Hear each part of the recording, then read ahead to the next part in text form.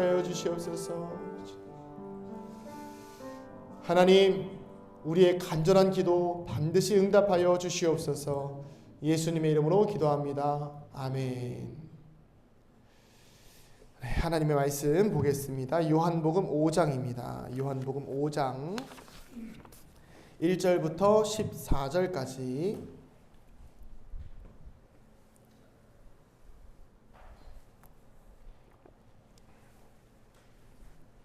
요한복음 5장 1절부터 14절까지. 대림절 두 번째 주일, 연약한 삶을 일으키시는 우리 예수님의 말씀 함께 교독하시겠습니다. 제가 먼저 읽겠습니다. 그 후에 유대인의 명절이 되어 예수께서 예루살렘에 올라가시니라.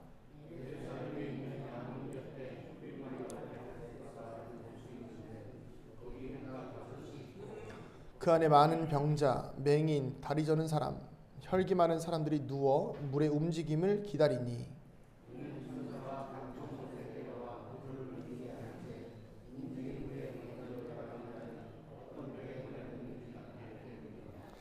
거기 38패 된 병자가 있더라.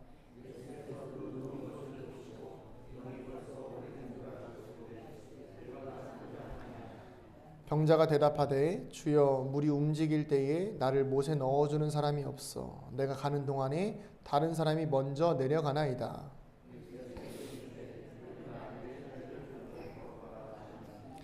그 사람이 곧 나아서 자리를 들고 걸어가니라. 이날은 안식일이니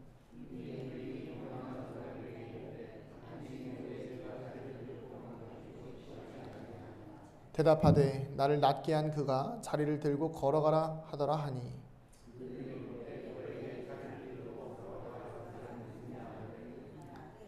고침을 받은 사람은 그가 누구인지 알지 못하니 이는 거기 사람이 많음으로 예수께서 이미 피하셨음이라.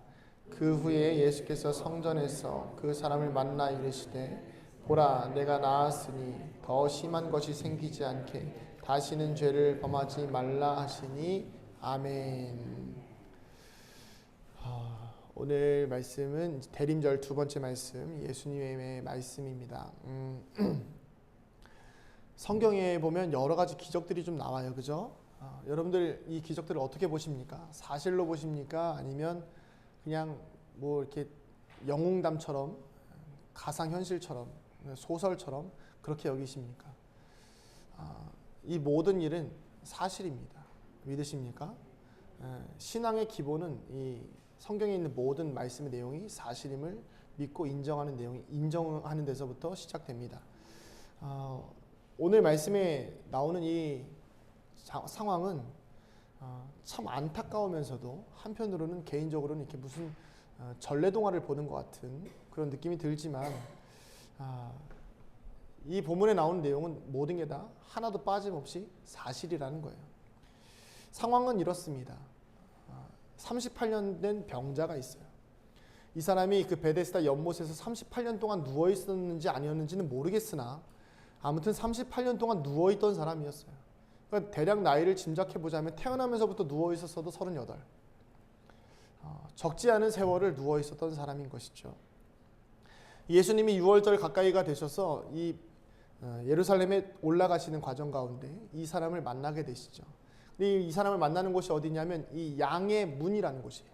양의 문이 어디냐면 예루살렘에 들어갈 때에 제사를 지내는 성전이 있는데 그 성전에 양들이 이 제물로 바쳐지기 위해서 들어가던 출입하던 문이 있던 것이죠. 그게 바로 이 양의 문인데, 그래서 여러분 양의 문이 되신 예수여 이 찬양하시죠. 이 예수님도 어린 양으로서 하나님 앞에 우리를 대신해서 속죄가 되셨기 때문에 양으로 표현되는 것처럼 이 양의 문, 그 양의 문을 예수님이 들어가십니다. 근데 거기에 가다 보니까 뭐가 있어요? 베데스다라는 연못이 하나 있습니다. 이 베데스다라는 연못은 뭐냐면 양들이 들어가다가 씻김을 받는 곳이에요. 양들이 들어가다가 씻김을 받던 곳인데 그곳에서 씻고 이렇게 제물로 바쳐지는 것이죠. 그런데 그 양들이 씻는 곳에 누가 있어요? 오늘 본문에 보니까 수많은 병자들이 모여 있는 거예요.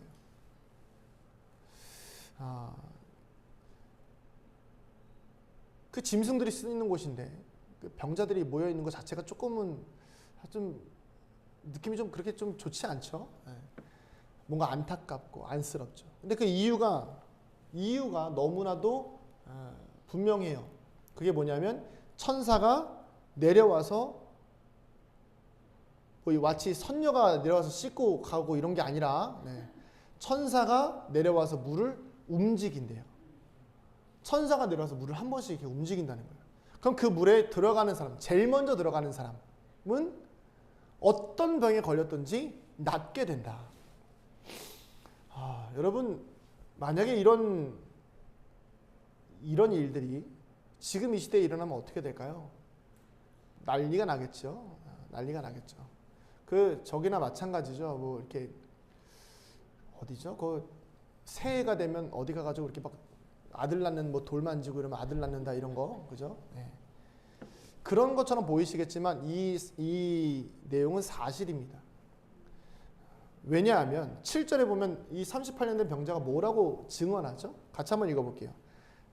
7절입니다. 7절, 5장 7절 시작.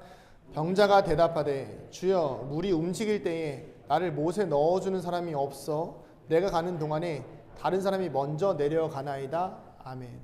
이 사람의 말에는 많은 의미가 담겨 있죠. 첫 번째는 뭐예요? 실제로 물이 움직인다. 그리고 그 물에 누가 들어갔다. 또 뭐가 되죠? 그 들어간 사람이 나았다라는 것이 이 사람의 말 속에 들어있다는 거예요.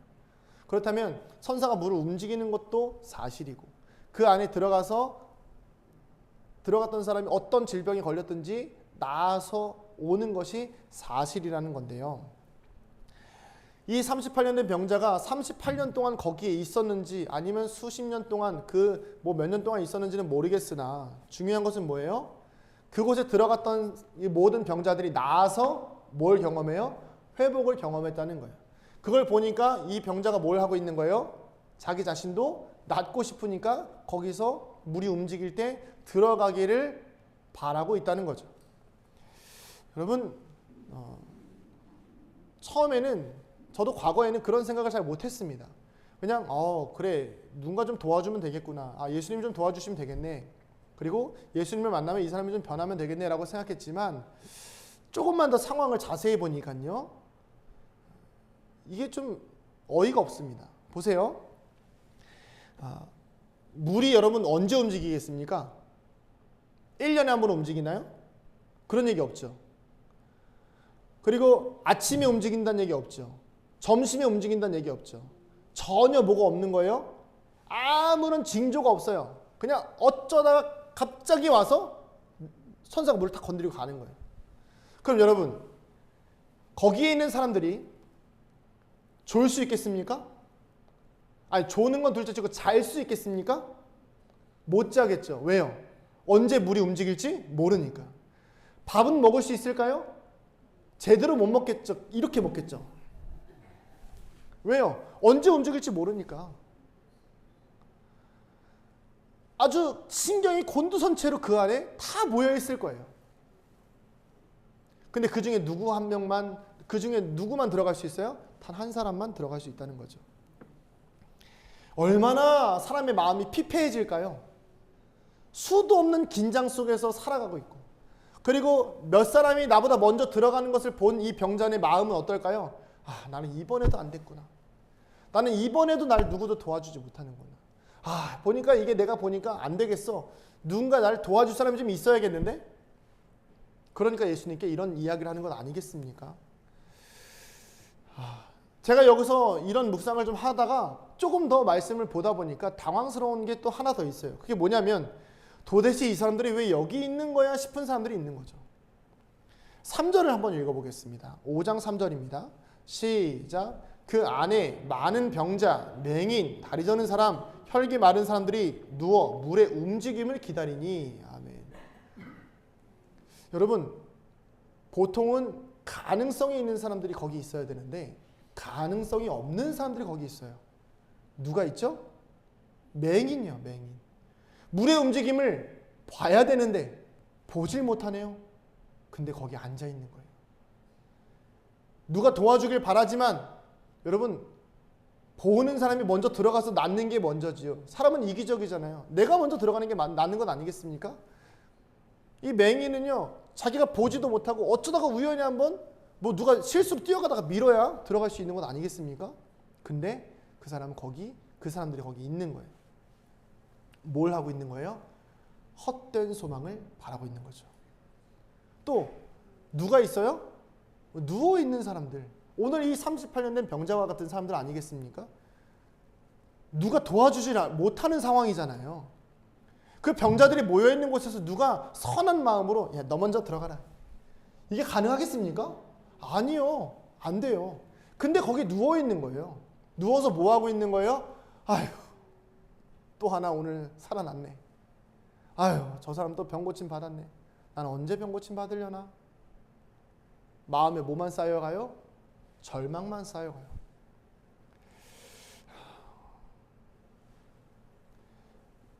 처음에는 소망과 기대를 가졌겠죠. 한 1년, 2년은 아니 한 번, 두 번은 그랬을 수 있습니다. 근데 시간이 지나면 지날수록 어떻게 돼요? 나는 쉽지 않다는 걸 스스로도 알 거예요. 근데 그 자리를 떠나지 못하는 거예요. 왜 그럴까요? 헛된 소망이지만 붙잡고 싶은 거죠. 예수님을 만난 사람도 이렇게 이야기합니다. 나를 못에 넣어주는 사람이 없어서 그래서 못 들어가고 있습니다. 아니요. 못에 넣어주는 사람이 없어서가 아니라 이게 사실은 가능성이 없는 얘기거든요. 근데 자꾸 못에 넣어줄 사람이 없어서라는 합리화를 하고 있는 거예요. 결국 그 자리에 모여있는 사람들은 사실 안 될 것을 알면서도 여전히 그 자리에 모여있는 거죠. 소망이 아니라 소망을 가장한 절망을 마음에 품고 다 그 자리에 모여있는 거예요. 이번에도 안 될 걸 알지만 그냥 있고 싶은 거죠. 그 무리 속에서. 언젠가는 될 거야 라는 소망보다는 그 나아서 가는 사람들을 보거나 아니면 나보다 조금 더 건강한 사람들을 보면서 자괴감을 느끼지 않을까요? 병든 사람들은요, 그 당시에 다 소외된 사람들이어서 그 자리에 모여 있습니다. 근데 그 속에서도 뭘 경험하는 거예요? 차이를 경험하는 거예요. 비교를 경험하는 겁니다.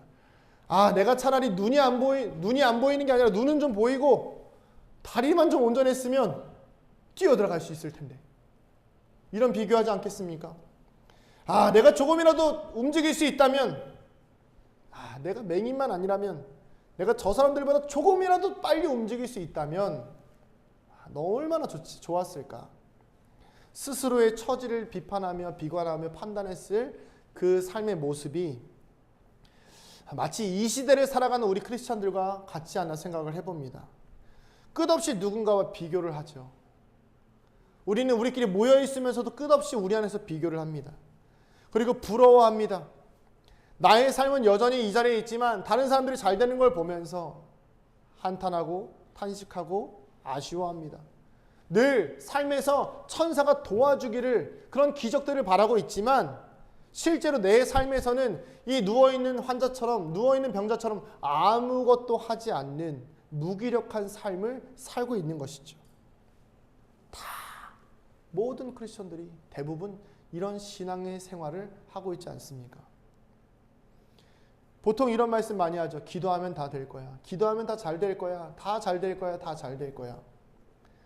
그렇게 맹목적인 기도만 하면서 삶은 여전히 누워 있다면요. 형식적인 기도만 하면서, 형식적인 간구만 하면서 이 맹인처럼 마음이 여전히 누워 있다면요. 이 시대에 수많은 크리스천들이 그렇게 병들어가고 있다는 거죠. 그런데 이 상황에서 예수님이 찾아오셨어요.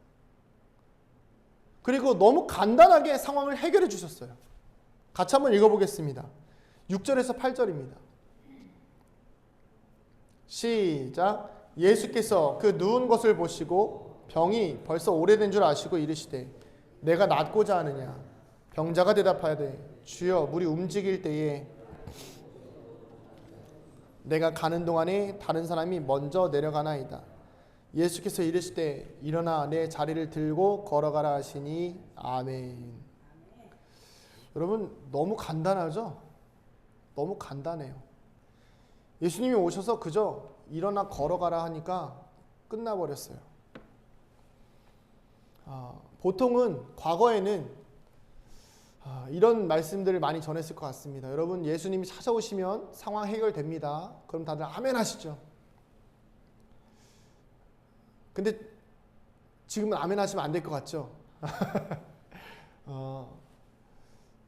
말씀 보는데 뭔가 좀 허탈했어요, 솔직히. 아니, 이 사람의 그 38년의 그 인생이 이렇게 쉽게 해결이 된다고? 여기에서만 끝나니까 사람들이 예수님을 무슨 복권처럼 생각하는 거예요. 이렇게만 여기서만 사람들이 이 결과에만 주목하니까 사람들이 자꾸 예수님을 기적만 일으키는 사람으로만 생각하는 거죠. 여러분들 신앙생활하면서 얼마나 많은 기적을 바라십니까? 근데 예수님이 기적은요, 이렇게 순간에 일어날 수도 있지만, 근데 중요한 건 이게 아니라는 거예요. 사실 참 기쁘면서도 허탈하지 않습니까? 우리의 삶의 문제가, 여러분 38년 동안 누워왔던 그 사람의 그 인생의 문제가 그렇게 가벼운 것이었을까요? 여러분들이 살아온 인생의 문제가 예수님 만나서 그렇게 한 번에 다 해결이 되던가요? 안 되잖아요. 여전히 삶에는 고난이 있고, 여전히 삶에 문제가 있고, 내가 예수 믿어서 구원은 받았지만 여전히 삶은 힘드시잖아요. 근데 여러분들은 왜 그렇게 예수님께 기적만 바라고 살아가고 계십니까? 예수님께서 찾아오면 우리의 삶에 이렇게 쉽게 기적이 일어나고 아픈 병든 몸이 낫고 살아가게 될까요? 굳이 예수님이 이 수많은 그 베데스다의 병자들 중에 이 38년 된 병자를 낫게 하신 이유가 뭘까요? 우리가 집중해서 봐야 될 것은 예수님이 그 낫게 하신 이후의 상황입니다. 제가 설명해 드릴게요. 안식일이었어요. 그래서 병고침을 받은 그 사람이 돌아다니니까 유대인들이 이제 화가 난 거죠. 아니, 넌 안식일에 왜 병고침을 받았냐? 이 유대인들도 참 웃깁니다. 사람이 회복이 됐는데 기뻐하지 못할 망정 거기다 대고 안식일을 어겼다라고 막 지적질하고 있는 거죠. 여기는 이제 중요하지 않으니까 오늘 내용에서 이 부분은 이제 중요하지 않으니까 좀 넘어가고 다음에 좀 다루도록 하고요. 병고침을 받은 사람은 그 사람이 누군지도 알지 못하는 거예요. 여러분, 제가 말씀드린 것, 예수님을 만나면 바로 기적이 일어납니다. 제가 이 말에 대해서 함부로 아멘하지 말라고 하는 이유가 바로 여기에 있는 거예요. 이 사람은 예수님이 누군지도 몰랐어요. 근데 병고침을 받았다는 거예요. 우리는 너무 쉽게 예수님을 병고치는 사람으로만 생각해요. 우리는 예수님을 너무 쉽게 기적을 일으키는 사람으로만 생각합니다. 그러나 중요한 것은 그게 아니라는 거죠. 오늘 말씀의 본질은 병고침보다도 그 다음에 있습니다. 그 후에 예수님께서 이 사람을 어디서 만납니까? 14절에 보면 성전에서 만나요. 자, 같이 한번 14절 읽어보겠습니다. 시작. 그 후에 예수께서 성전에서 그 사람을 만나 이르시되 보라, 내가 나았으니 더 심한 것이 생기지 않게 다시는 죄를 범하지 말라 하시니 아멘. 예수님이 말씀하십니다. 나았으니 더 심한 것이 들지 않게 다시는 죄를 범하지 말라. 여러분, 이 말씀이 좀 의아하지 않습니까? 갑자기 찾아와서는 낫게 해줘요. 그리고 나서 더 심한 병이 들 수 있으니 죄를 짓지 말라. 이 말을 그냥 고지고대로 해석하면 예수님이 치료는 했지만 죄를 지으면 어떻게 된다? 다시는 돌아다니지도 못하게 누울 수 있다. 이렇게 해석할 수 있지 않습니까? 근데 여러분, 예수님이 그렇게 잔인한 분이십니까? 예수님이 그 누군가를 치료하고 아니면 나사로 같은 사람한테 야, 나사로야, 너 내가 살렸으니까 너 죄 지으면 다시 죽을걸? 이렇게 얘기하시는 분이십니까? 그런 분 아니잖아요. 왜 근데 이렇게 이야기하셨을까요? 제가 조금 묵상하고 기도하다 보니까 이런 관점이 좀 생기더라고요. 예수님의 관심이, 예수님이 이 사람의 병을 고치신 것, 이 모든 과정 속에서 예수님의 관심이 이 사람의 육신뿐만 아니라 어디에까지 있다? 영혼에 있다는 것을 예수님 말씀하시고 계신 거예요. 영혼에 있다는 거예요. 마음에 있다는 거죠. 우리가 사람의 습관이 굉장히 무서운데, 제가 만약에 이제 미리 말씀드리지만 내년 1월 1일부터 특세는 없습니다. 좋으시죠?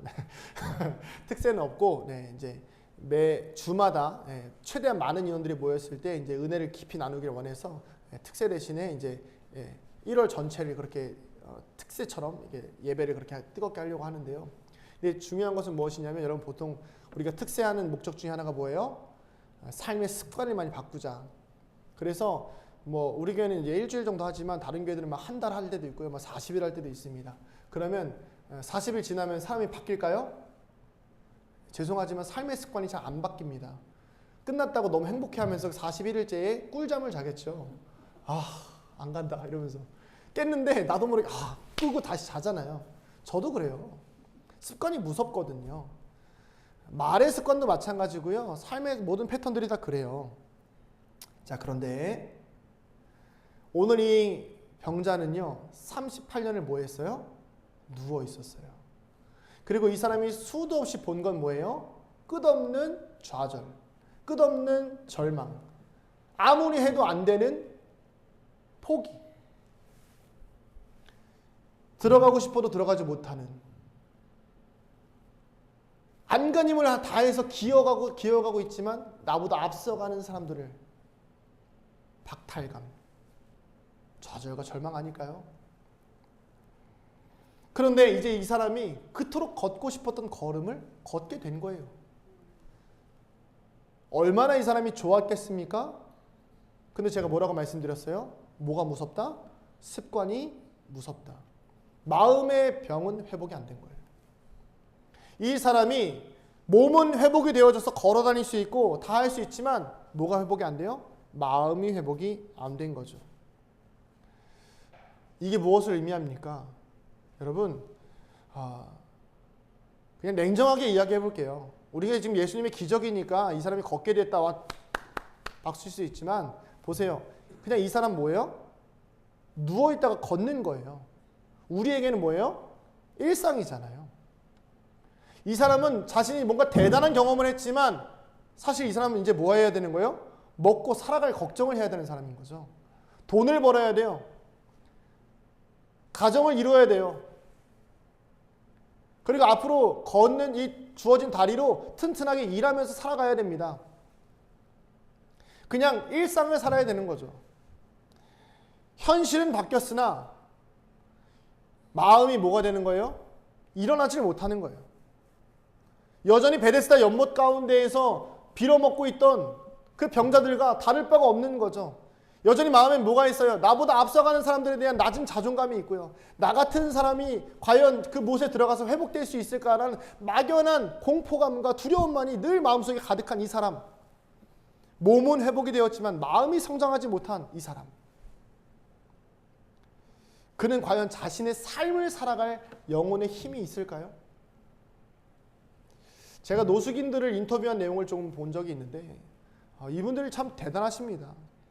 노숙인 분들 중에는요 정말 뭐 대기업에 다니시던 분들도 계시고 뭐 돈이 엄청 많았던 분들도 계시고요. 엄청난 뭐 자격증들이 많으신 분들도 있어요. 근데 그분들이 뭐 하는 줄 아세요? 그 삶으로 못 돌아가요.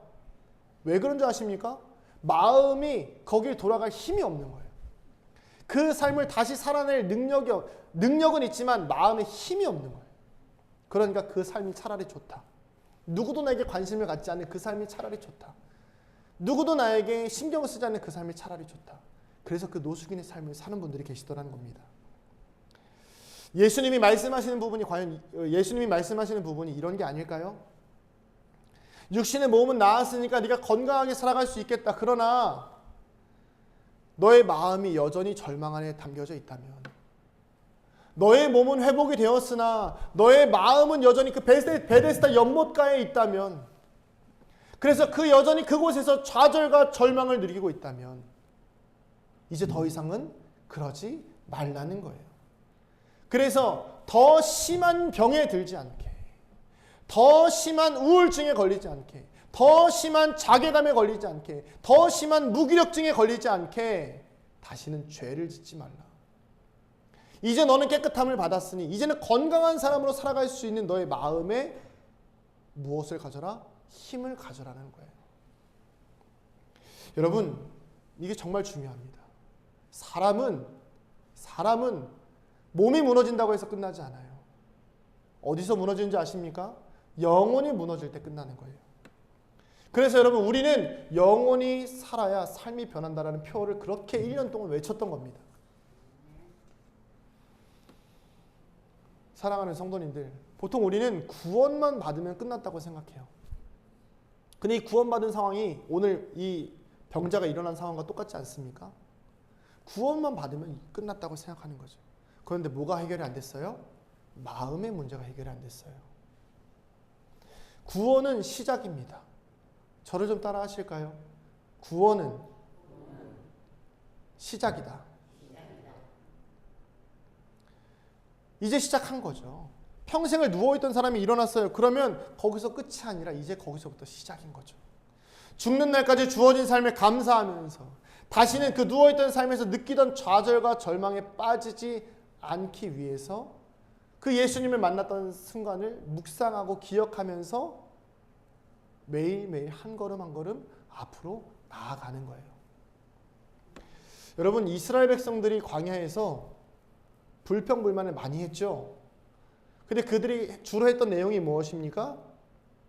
아니 왜 굳이 잘 살고 있는 애굽에서 꺼내가지고 여기서 이렇게 고생을 시키냐 이거예요. 근데 여러분 이스라엘 백성들이 경험한 건 뭐죠? 이 육신은 좀 힘들지언정 뭐가 생겼어요? 영혼의 자유가 생겼잖아요. 근데 이스라엘 백성들은 뭘 그리워하고 있는 거예요?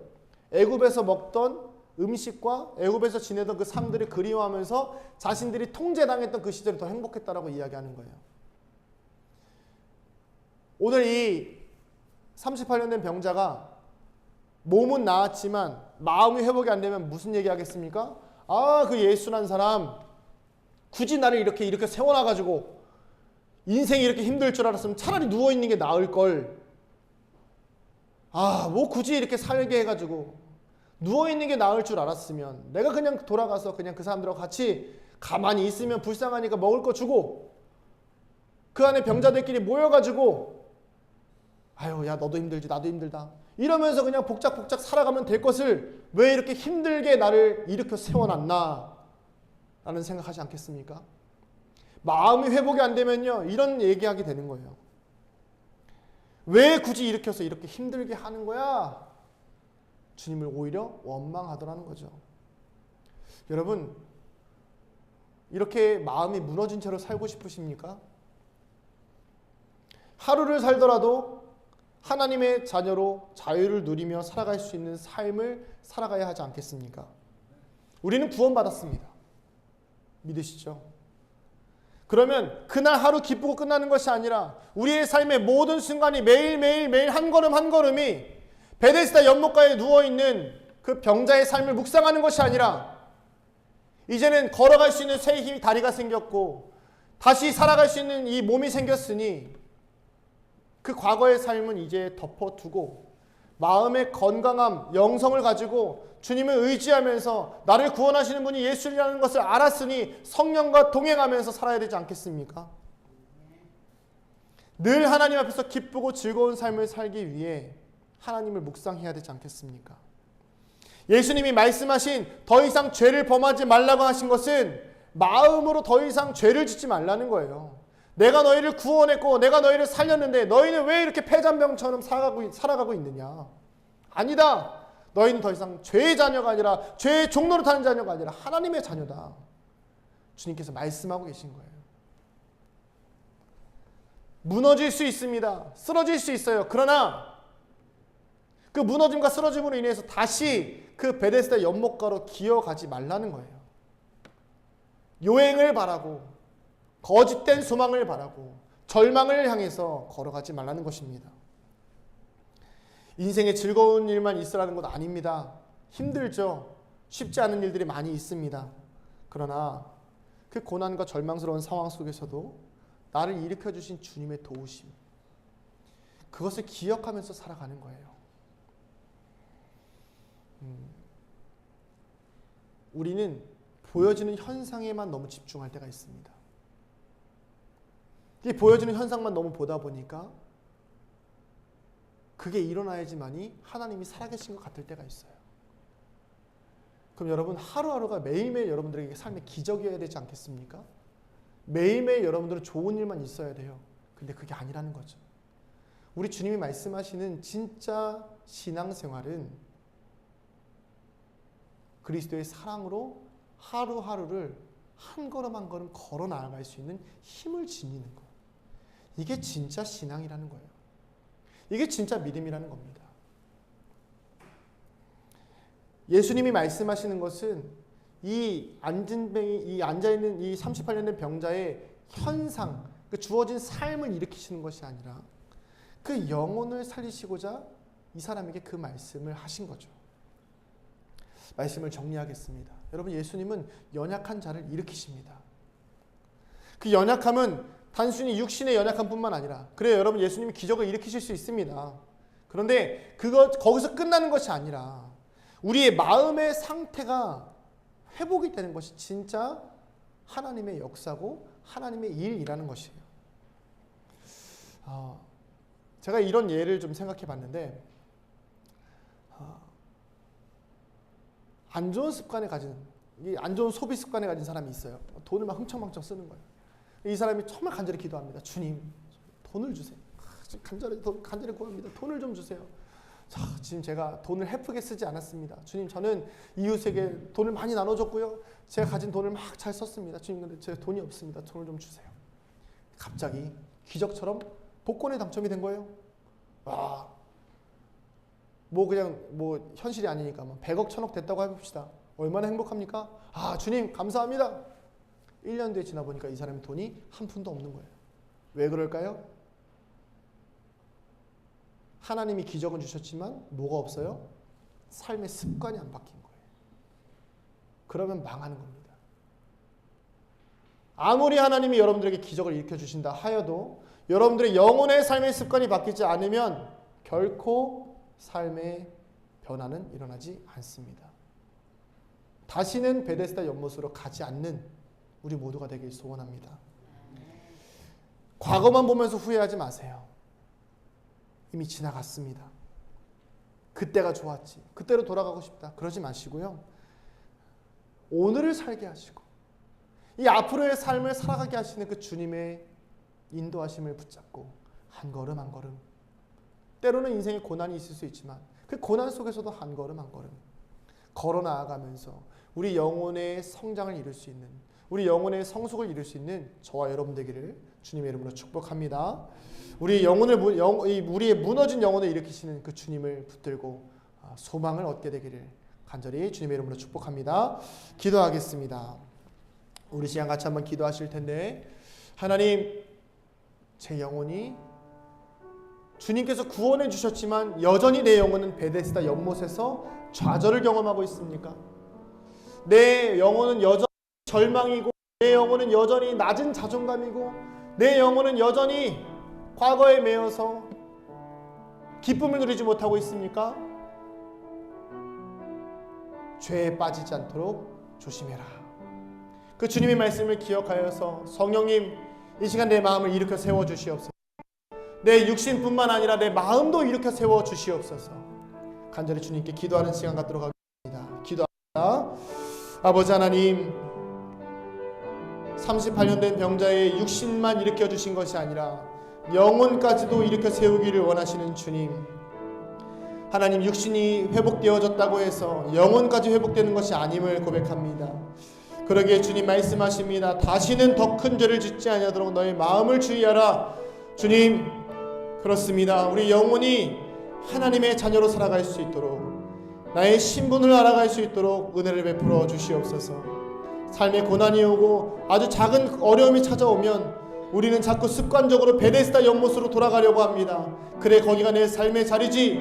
내가 했던 습관적인 좌절과 습관적인 절망으로 빠져들어가야 평안을 누리고, 그래, 나는 안 되는 사람이야, 나는 할 수 없는 사람이야, 끊임없이 좌절하며 절망하는 것이 내 삶의 양식인 것 마냥 살아갈 때가 너무나도 많이 있습니다. 그러나 주님께서 말씀하십니다. 이제 일어나라. 그리고 가서 다시는 더 큰 죄악에 빠지지 아니하도록, 더 큰 병에 빠지지 아니하도록 너희 영혼을 관리하라고 말씀하십니다.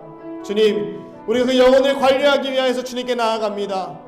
하나님, 내 영혼에 힘을 더하여 주시옵소서. 하나님, 내가 오늘 하루 살아갈 용기를 더하여 주시옵소서. 좌절이 있고 절망이 있고 어려움이 찾아오겠지만은 그럼에도 불구하고 나를 사랑하시는 하나님 앞에, 내 아버지 앞에 엎드려 경배할 수 있도록 주여 나를 일으켜 세워 주시옵소서. 하나님은 결코 우리를 포기하지 않으십니다. 아버지는 결코 아들을 버리지 않습니다. 부모는 결코 그 자녀를 내버려 두지 않습니다. 하나님, 우리를 사랑하여 주셔서 일으켜 세워 주시옵소서. 주님, 도와주시옵소서. 하나님,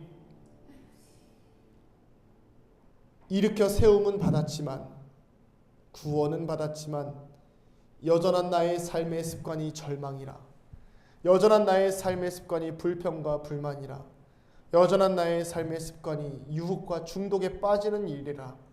주님, 나는 내 영혼은 여전히 베데스다 연못에서 허무한 것을 바라고 있습니다. 그러나 주님, 우리를 일으켜 세우신 것뿐만 아니라 더 큰 병에 들지 아니하도록 우리의 마음을 일으키라고 말씀하시는 그 주님의 말씀 앞에 오늘 우리가 순종하여 나아갑니다. 주여, 우리의 영혼을 일으켜 세워 주시옵소서.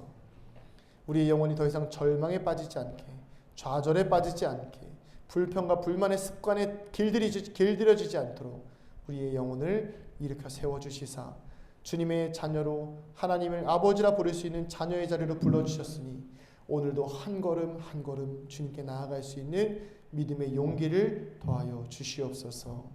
자녀된 삶의 습관을 가질 수 있도록 주님 인도하여 주시옵소서. 예수님의 이름으로 기도합니다. 아멘. 이제는 우리 주 예수 그리스도의 은혜와 하나님 아버지의 무한하신 사랑하심과 성령님의 감화, 감동, 교통, 충만하심의 은혜가 이 자리에 머리 숙인 사랑하는 주의 자녀들의 머리 위에, 우리 은강교회 위에 이제로부터 영원토록 함께 하시기를 간절히 축원하옵나이다. 아멘.